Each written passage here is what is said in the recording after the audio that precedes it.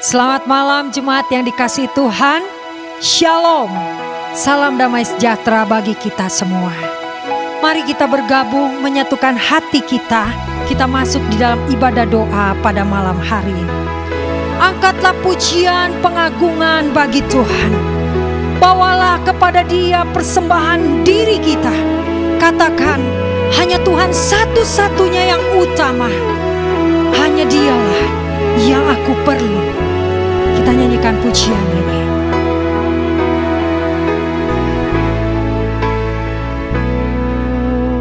Kau di hatiku, Kau di pikiranku, dan bawaku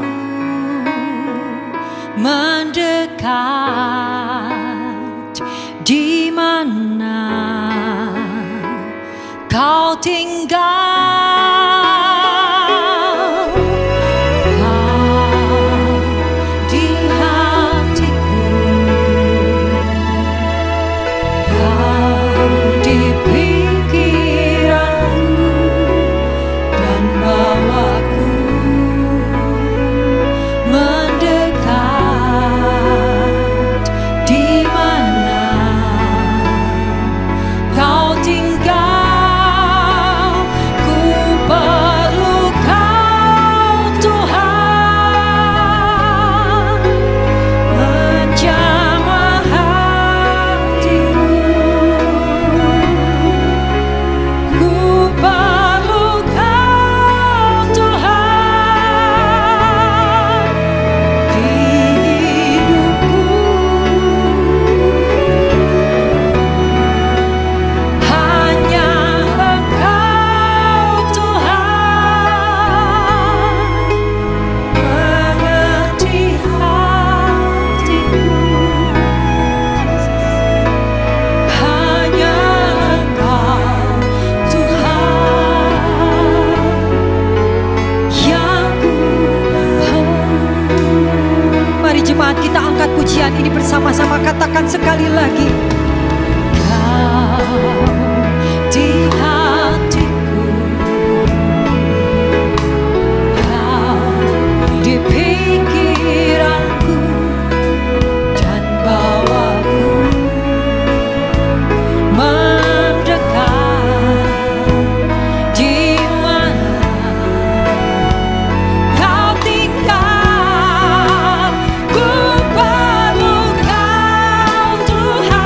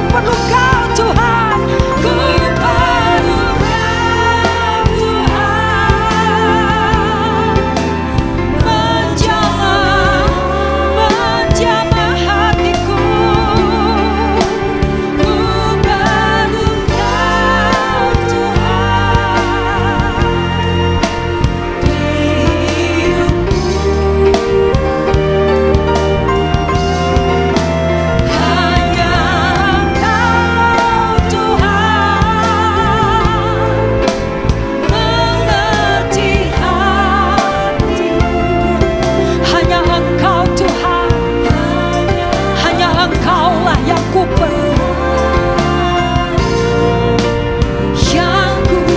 Mari jemaat kita berseru kepada Tuhan.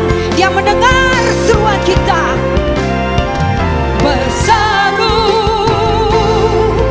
memanggil namanya, berdoa, Dia akan segera menghampiri dirimu.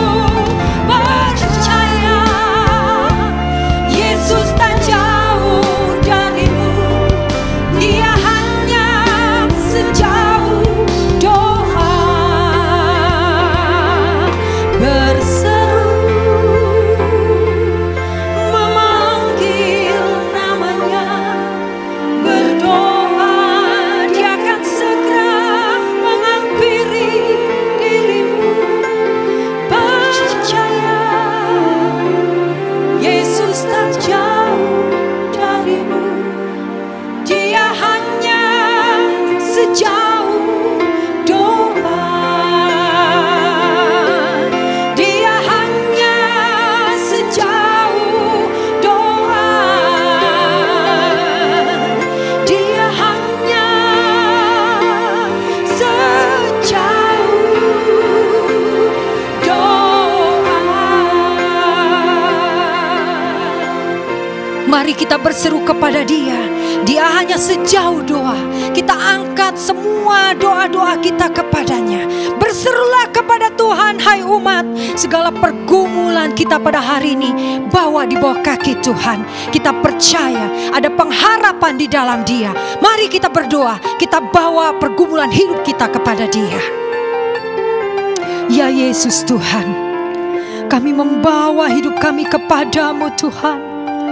Kami berseru kepadamu ya Tuhan.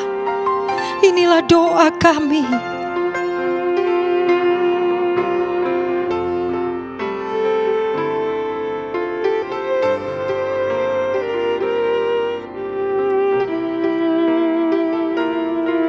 Amin Tuhan.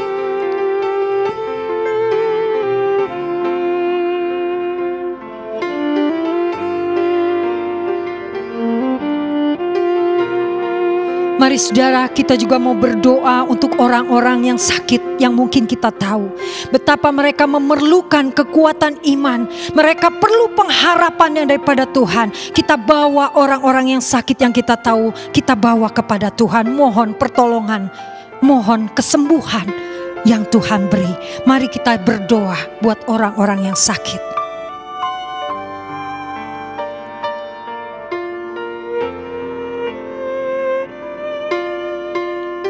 Ya Tuhan, kami perlu Engkau Tuhan. Kami bawa saudara-saudara kami yang sakit kepadamu Tuhan. Mohon belas kasihan Tuhan untuk menyembuhkan, menguatkan mereka, memulihkan mereka. Haleluya.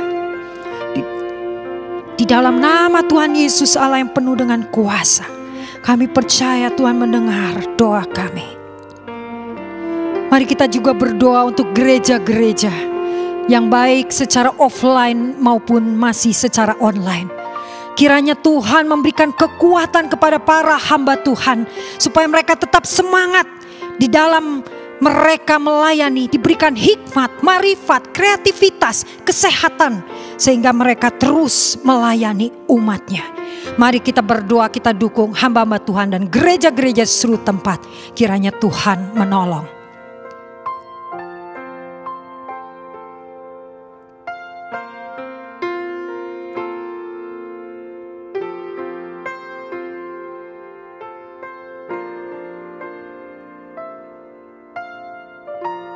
Amin Tuhan. Amin. Yang terakhir saudara, kita berdoa untuk bangsa dan negara kita. Kita serahkan di bawah tangan kuasa Tuhan. Jadilah seperti yang Kau ingini. Yang kita percaya Tuhan selalu merancangkan yang baik bagi setiap kita. Kita berdoa untuk bangsa dan negara kita.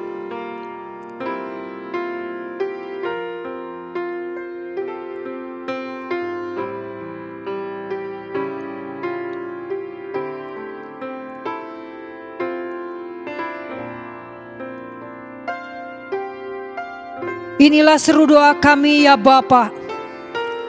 kami serahkan, kami alaskan di dalam nama Tuhan Yesus Kristus, Allah kami yang hidup. Haleluya, haleluya, amin.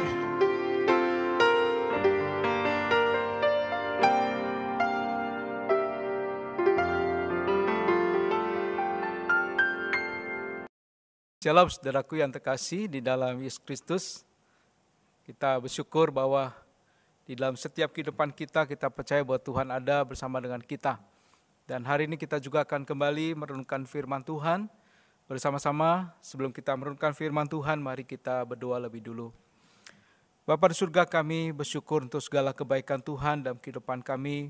Kami percaya bahwa Tuhan ada bersama dengan kami.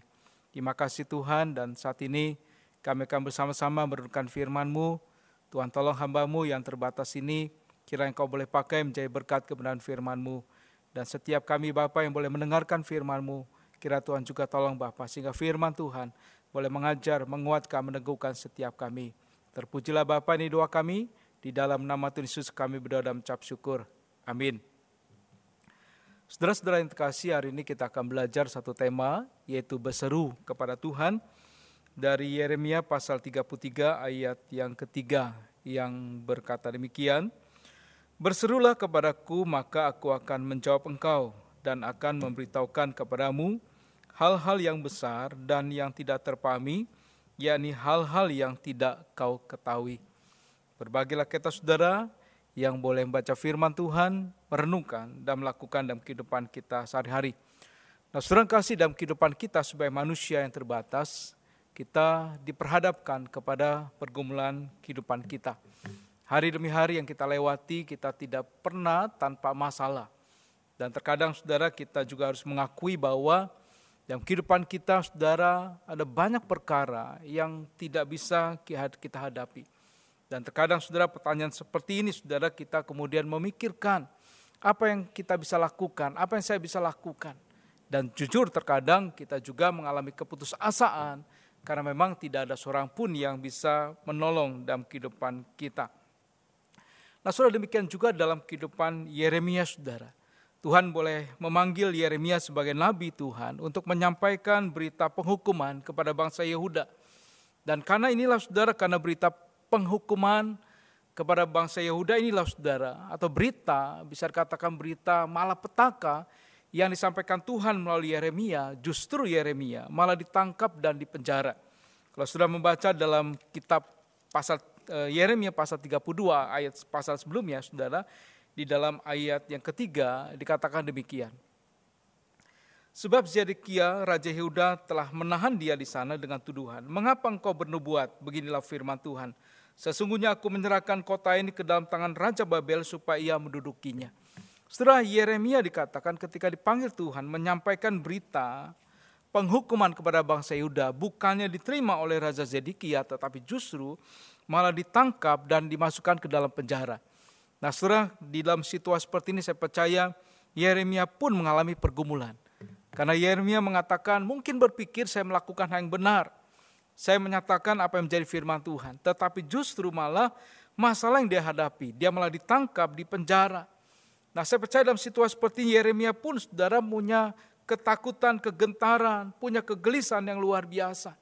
Karena di situ dikatakan dia diperhadapkan kepada mungkin hukuman yang akan dia terima dari Raja Zedekia. Nah, justru saudara, di dalam situasi seperti ini kemudian firman Tuhan datang kepada Yeremia. Kalau saudara baca dalam pasal 33 ayat pertama berkata demikian.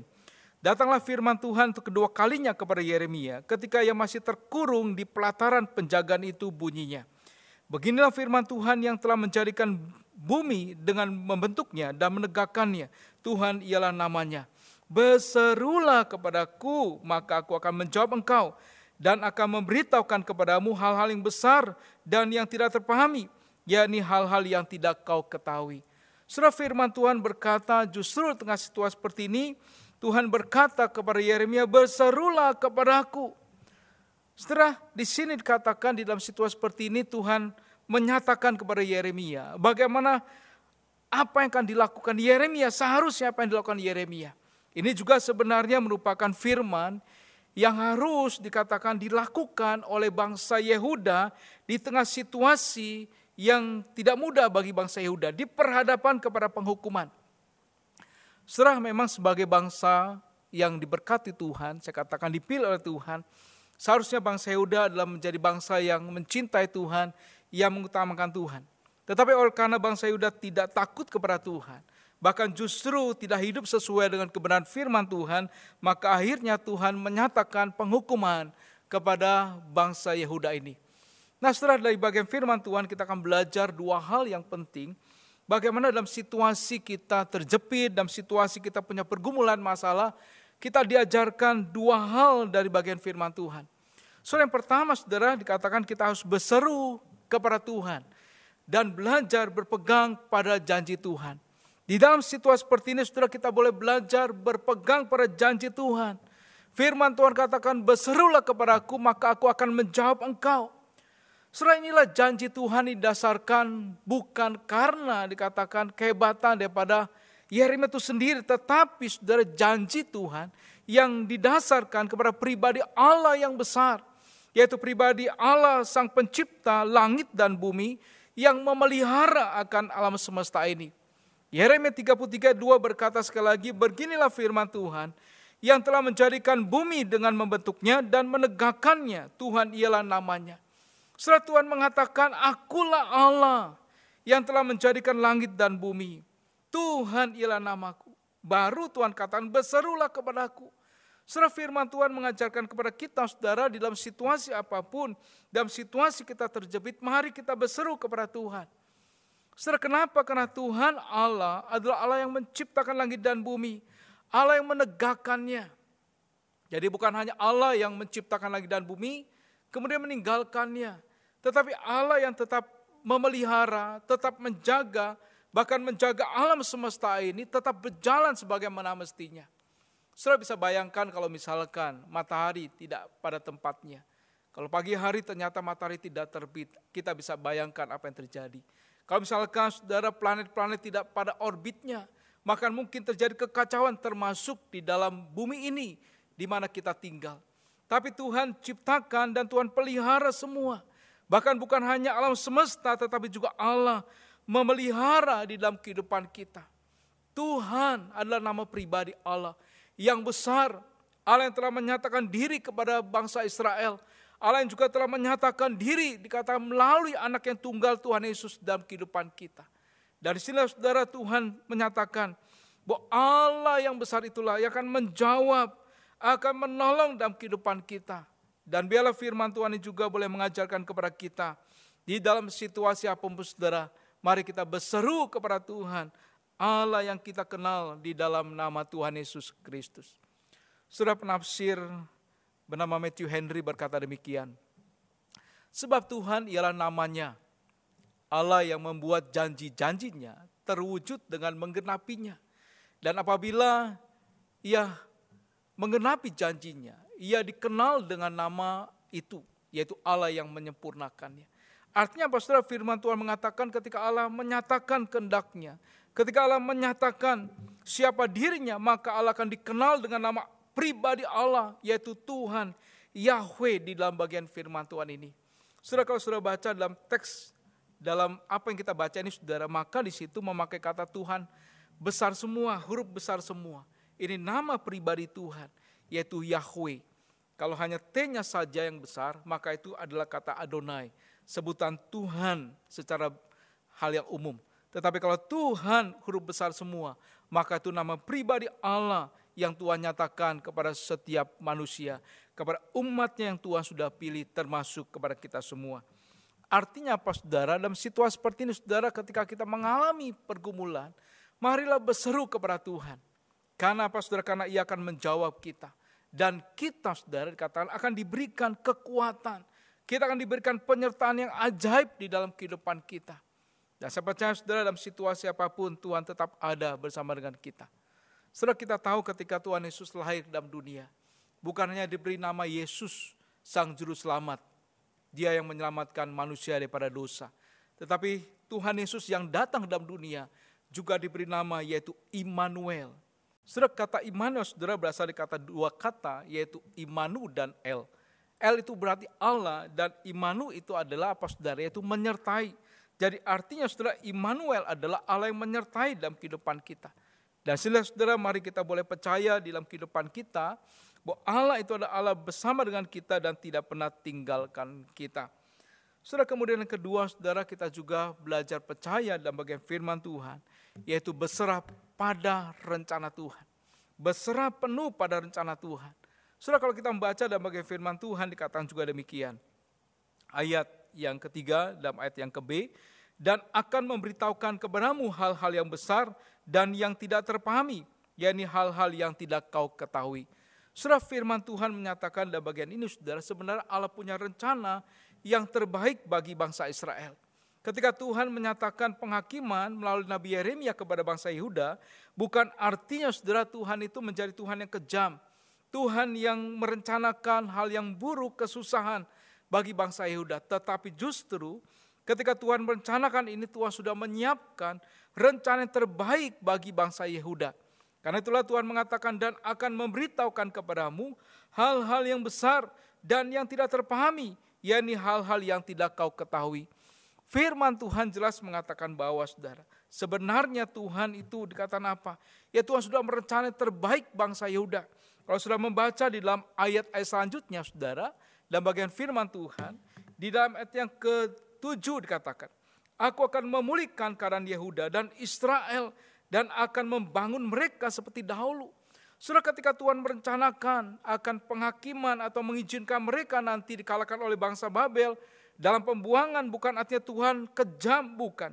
Tetapi dalam situasi seperti ini Tuhan akan menjanjikan kebangkitan, pemulihan bagi bangsa Yehuda. Tuhan berkata, sesungguhnya aku akan mendatangkan kepada mereka kesehatan, kesembuhan. Dan aku akan menyembuhkan mereka dan akan menyingkapkan kepada mereka kesejahteraan dan keamanan yang berlimpah-limpah. Saudara, bahkan ayat 11 berkata, akan terdengar lagi suara kegirangan dan suara sukacita. Suara pengantin laki-laki dan suara pengantin perempuan. Suara orang mengatakan, bersyukurlah kepada Tuhan semesta alam. Sebab Tuhan itu baik, bahwasanya untuk selama-lamanya kasih setianya. Sambil mempersembahkan korban syukur di rumah Tuhan. Sebab aku akan memulihkan keadaan negeri ini seperti dahulu, firman Tuhan. Setelah di sini kita tahu bahwa ketika Tuhan menyatakan berita kejatuhan bangsa Yehuda melalui Yeremia, Tuhan menyatakan sebenarnya melalui itu semua Tuhan akan proses bangsa Israel. Tuhan akan memulihkan kembali bangsa Israel menjadi bangsa yang kembali kepada Tuhan. Menjadikan kembali bangsa Yehuda dikatakan datang kepada Tuhan. Memulihkan kota Yerusalem kembali menjadi kota di mana Allah disembah dan dipuji. Saudara, demikian juga dalam kehidupan kita, saudara. Terkadang Tuhan izinkan juga ada pergumulan, ada masalah dalam kehidupan kita. Dan saya percaya, saudara, di tengah situasi seperti itu sebenarnya Tuhan merencanakan yang terbaik bagi kita. Tuhan memberikan yang terbaik bagi kita, rencana yang the best buat kita. Bukan artinya Tuhan itu kejam membiarkan kita mengalami kesusahan. Bukan artinya Tuhan juga membuat kita menderita sedemikian rupa. Saudara, jujur terkadang hari-hari terakhir ini saya mulai memikirkan, kenapa Tuhan mengizinkan virus COVID-19 ini ada di dalam dunia ini, termasuk di antara kita. Kalau dipikir-pikir, kenapa Tuhan melakukan demikian? Kadang, saudara, respon yang mungkin kita bisa berikan, mungkin kita juga bisa marah sama Tuhan. Ketika kita mengalami kesusahan saat ini, ketika kita tidak lagi bisa bekerja, mungkin kita juga tidak tahu dari mana penghasilan kita bisa dapatkan. Mungkin kita bisa marah sama Tuhan. Kenapa Tuhan kejam mengizinkan virus COVID-19 ini ada bermula dari Wuhan? Kenapa tidak dihentikan saja pada waktu itu dan tidak tersebar ke seluruh dunia? Tetapi satu sisi, saudara, saya boleh belajar memikirkan atau merenungkan. Saya percaya di balik semua ini juga Tuhan pasti memberi yang terbaik buat kita. Kita juga boleh belajar melihat kebaikan-kebaikan Tuhan yang Tuhan berikan dalam situasi saat ini. Mungkin saat ini kita bisa lebih dekat dengan keluarga kita. Mungkin kita juga bisa lebih serius lagi dengan iman kita. Kita bisa lebih dekat lagi dengan Tuhan. Atau kita juga boleh belajar untuk menjaga kesehatan kita dengan baik. Saudara, saya percaya di tengah situasi seperti ini Tuhan juga memberikan kebaikan-kebaikan dalam kehidupan kita. Dan Tuhan sebagai Allah kita dan Gembala kita, Dia pasti merancangkan yang terbaik di dalam kehidupan kita. Dari sini kita juga boleh belajar melalui firman Tuhan. Terkadang melalui proses yang dijalani seperti bangsa Yehuda, Tuhan minta mereka juga untuk bertobat di hadapan Tuhan. Dan situasi seperti ini juga mereka juga boleh belajar untuk mencari Tuhan. Dan biarlah kita juga boleh belajar di tengah situasi seperti ini. Mungkin kita juga diminta oleh Tuhan untuk berseru kepada Tuhan. Datang kembali kepada Tuhan, serius dalam kehidupan kita. Bahkan kita boleh bertobat dari segala dosa dan kesalahan kita. Dan kita boleh mengandalkan Tuhan di dalam kehidupan kita. Saudara kasih, biarlah firman Tuhan mengajarkan kepada kita. Inilah firman yang boleh menolong dalam kehidupan kita. Saudara, bahkan saya mengatakan inilah nomor darurat kita kepada Tuhan. 333. Yeremia 33:3 kita boleh singkatkan menjadi 333. Kalau kita saudara dalam situasi yang sulit, mari saudara kita boleh datang kepada Tuhan. Mari kita ambil saudara, mungkin handphone kita seperti gambaran saudara. Kalau kita mengalami situasi yang darurat, kita telepon, kita ambil handphone kita pencet nomor darurat. Entah itu rumah sakit, entah itu kepolisian.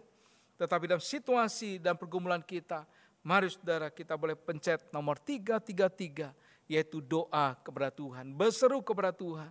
Apapun pergumulan kita boleh datang kepada Tuhan. Saudara kasih, biarlah firman Tuhan boleh mengajarkan kepada kita semua. Mengingatkan kepada kita semua, ketika kita punya pergumulan masalah, berserulah kepada Tuhan. Amin. Mari kita berdoa. Bapa di surga, kami sekali lagi datang kepadamu, kami bersyukur. Oleh karena Engkau Allah yang boleh mengasihi kami. Di dalam situasi apapun Tuhan, kami tahu tidak mudah. Tetapi kami boleh belajar di dalam situasi apapun kami punya Tuhan yang ajaib. Terkadang dalam kehidupan kami punya pergumulan, tetapi kami punya Allah yang besar. Terima kasih Bapa, kami bersyukur. Dan kami serahkan sekali lagi hidup kami ke dalam tangan-Mu. Biarlah Engkau juga Allah yang tetap ada bersama dengan kami. Engkau ada gembala kami yang baik. Terima kasih Bapa, dan saat ini kami serahkan setiap kehidupan kami, pergumulan kami masing-masing. Terutama anak-anak-Mu Tuhan, jemaat Geholis. Di dalam situasi seperti ini kami tahu Tuhan, kami mengalami kegentaran, kami mengalami ketakutan. Tetapi biarlah setiap anak-anak-Mu Tuhan, jemaat-Mu Bapa, tetap mengandalkan Tuhan. Tetap percaya bahwa Tuhan adalah Allah yang pasti menjawab doa-doa kami. Seperti firman-Mu Tuhan, kami mengenal Engkau adalah Allah menciptakan langit dan bumi. Kami juga mengenal Engkau Allah yang telah memelihara bangsa kami, memelihara kami Tuhan. Dan Engkau juga Allah yang tetap peduli dalam setiap kehidupan kami. Dan kami percaya Bapa, Engkau juga punya rencana yang terbaik bagi kami. Dan dalam situasi ini kami boleh belajar mempercayakan hidup kami kepadamu Bapa. Dan kami juga mohon kepadamu, biarlah Engkau Tuhan memelihara hidup kami dari hari demi hari yang kami hadapi.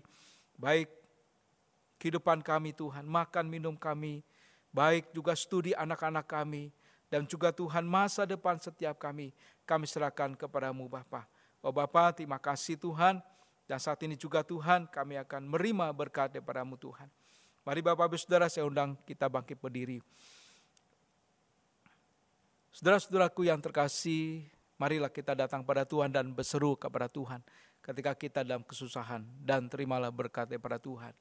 Kiranya kasih anugerah daripada Allah Bapa, sukacita dan damai sejahtera Tuhan Yesus Kristus, pertolongan, penghiburan dan kuat kuasa Roh Kudus menyertai saudara-saudara dari saat ini sampai selama-lamanya. Amin.